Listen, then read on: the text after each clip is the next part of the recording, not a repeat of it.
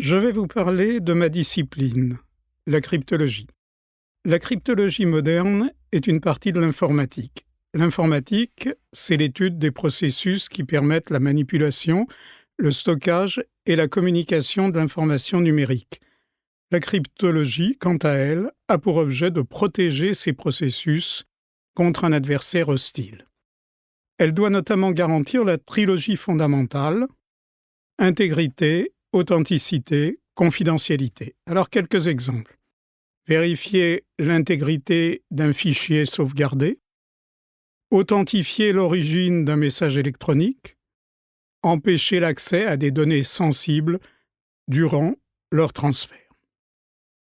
La discipline se divise en deux. La cryptographie, ce sont les méthodes qui permettent d'assurer ces fonctionnalités, généralement à l'aide de conventions partiellement ou totalement secrètes.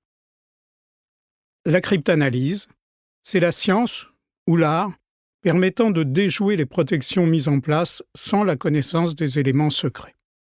Cette science est source de paradoxes à plusieurs égards. Comment un art ancestral peut-il devenir une science moderne? Comment un savoir si longtemps restreint aux univers de la défense et de la diplomatie peut-il maintenant avoir une place de choix au cœur du monde numérique? Comment cette science réalise-t-elle aujourd'hui des fonctionnalités a priori longtemps vues comme impossibles? Je veux évoquer tout cela avec vous, et aussi le chemin qui m'a conduit à devenir cryptologue et quelques livres qui sont pour moi des points de repère. Ensuite, je terminerai en décrivant la discipline en lien avec d'autres savoirs avec lesquels elle interfère: algorithmique, mathématiques, technologie, finance, physique.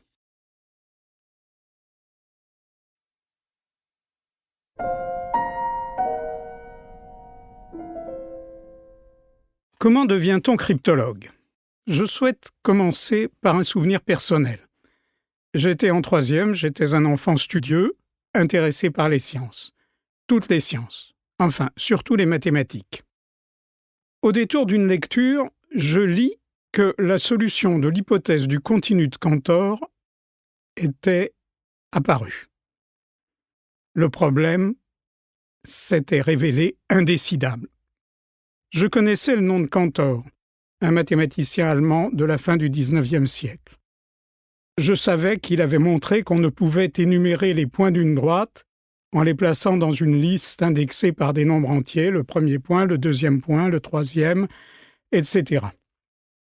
Je comprenais à peu près l'énoncé de l'hypothèse du continu, puisque l'infini des points d'une droite est plus gros que celui des nombres entiers. Est-ce qu'il y a quelque chose entre les deux? Mais je ne voyais pas ce que voulait dire exactement indécidable, ni surtout comment on pouvait prouver qu'un énoncé mathématique n'admettait pas de preuve, pas plus que l'énoncé contraire. J'ai ensuite oublié cette anecdote, et lorsque je suis entré à 19 ans à l'ENS, j'ai fait des premiers choix. La physique, la chimie ne me tentaient pas, je ne me sentais pas prêt pour l'expérimentation. L'informatique, à l'époque, c'était des cartes perforées où chaque erreur de saisie était fatale, j'en faisais pas mal, et je m'en suis détourné. Je suis donc devenu mathématicien. Après la licence, encore des choix qui ont surpris. Au lieu de m'engager dans des disciplines où l'école mathématique excellait, j'ai choisi un cursus à base de logique, théorie des ensembles, calculabilité. Dans ce cursus, la logique a conduit à une thèse. La théorie des ensembles m'a offert la possibilité de revenir sur l'anecdote que j'ai évoquée, et j'ai pu enfin comprendre la preuve de l'indécidabilité de l'hypothèse du continu, et j'ai pu moi-même contribuer à la solution de problèmes analogues, et notamment d'un problème qui s'appelle le problème restreint du continu, et qui avait été posé par un mathématicien russe, Luzin, en 1930. Quant à la calculabilité, cela est devenu mon chemin vers la cryptologie et bien sûr j'y reviendrai. Je ne vais pas décrire ici les mathématiques que j'ai étudiées, mais je ne peux passer sous silence les scientifiques exceptionnels qui les ont créées. J'ai déjà évoqué le nom de Cantor, je veux aussi parler de Gödel et de son célèbre résultat d'incomplétude de 1931. Tout système mathématique suffisamment puissant admet des énoncés indécidables. Je veux aussi parler de Turing, qui, en 1936, a été l'inventeur génial de ce qu'on appelle la machine de Turing, une sorte d'ordinateur par la pensée, et qui, grâce à cette machine, a étendu le résultat d'incomplétude de Gödel. Je reviens à mon parcours. En 1979, j'ai été nommé assez jeune professeur à l'université de Caen, et cela m'a donné du temps pour réfléchir à la suite.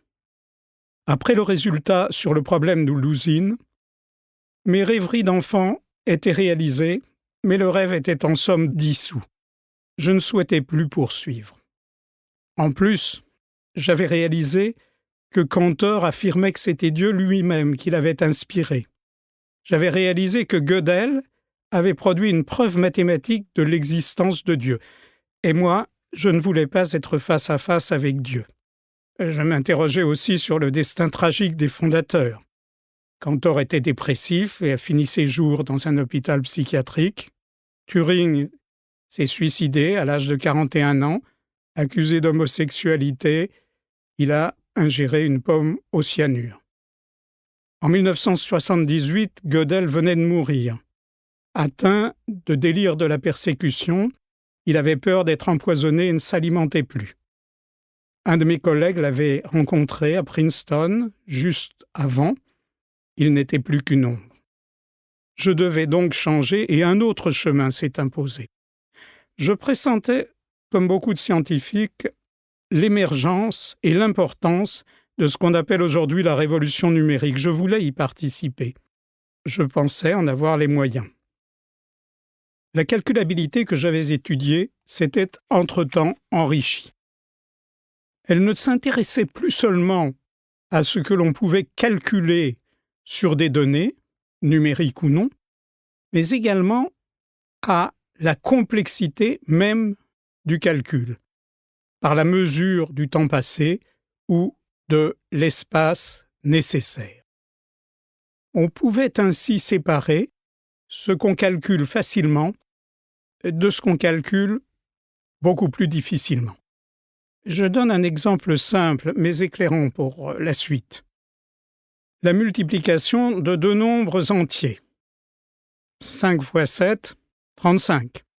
Et si on oublie les deux entiers, 5 et 7, comment les retrouver? Comment les deviner? C'est simple pour 5 et 7, mais qu'en est-il pour de très grands nombres? Il semble notablement plus difficile. Nous espérons que vous avez apprécié cet aperçu. Pour continuer à écouter ce livre audio sur Google Play Livres, utilisez le lien dans la description de la vidéo.